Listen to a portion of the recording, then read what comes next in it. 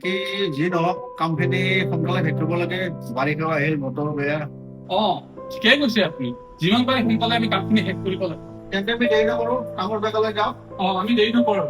ভাইটি, দাদা বিলটো লৈ আহা। নিশ্চয় ৰ'ব। দাদা 2 নম্বৰ টেবুলৰ বিলটো দিবচোন। এইটো লওক দাদা, এইটো লওক আপোনাৰ বিলটো। 500 টকা হৈছে আপোনাৰ।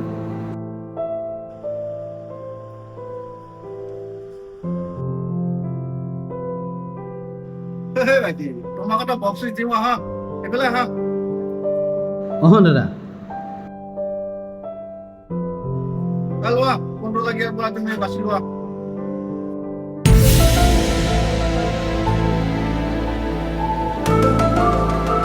ধন্যবাদ দাদা। কি মূৰ্খ ল'ৰা অ'। 500 টকা, 100 টকা এখন লৈ গ'ল। আৰে সি মোৰখন নহ'লে সি ইয়াত থাকিলে হৈ নেকি? দেখা, এই সঁচাই গাধা মূৰ্খ হে। মই ইয়াত প্ৰায়ে আহোঁ, আহি মানে ইয়াত 100 টকা আৰু 500 টকাখন দিওঁ, সেই 100 টকা আমি উঠাই। যদি জ্ঞানী হ'লে হয় 500 খনে উঠালে হ'ব। 500 টকীয়া ঠাই 100 টকীয়া।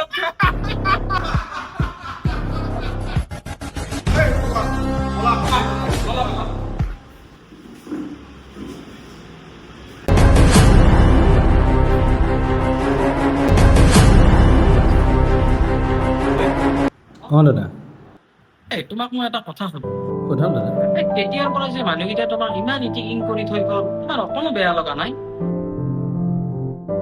মইনো কি বেয়া পাম দাদা?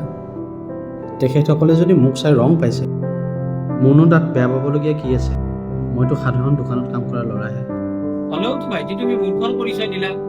তুমি 100 টকীয়া আৰু 500 টকীয়াৰ মাজত পাৰ্থক্য বিচাৰি নাপালা? এই মানুহকেইজনে সঁচাকৈ সেইটো কথা কৈছে তোমাক মূৰ্খ বুলি। সঁচাই তুমি মূৰ্খ। দাদা, তেখেত আমাৰ ৰেগুলাৰ কাষ্টমাৰ, প্ৰায়ে আমাৰ হোটেললৈ আহে, আৰু যেতিয়া আহে তেতিয়াই তেখেতে মোক 500 টকীয়া এখন আৰু 100 টকীয়া এখন দিয়ে। দি পেলাই কয় যে মই তাৰ পৰা এখন মাজত উঠাব লাগে, আৰু মই সদায় তেখেতৰ পৰা 100 টকীয়া এখনেই উঠাম। কিয় জানে? কিয়?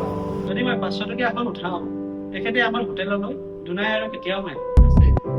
আৰু এনেকৈ 100 টকা লৈ লৈ মই 7,000 টকা জমা কৰিছোঁ। এতিয়া দাদা আপুনিয়ে কওকচোন, মূৰ্খ কোন?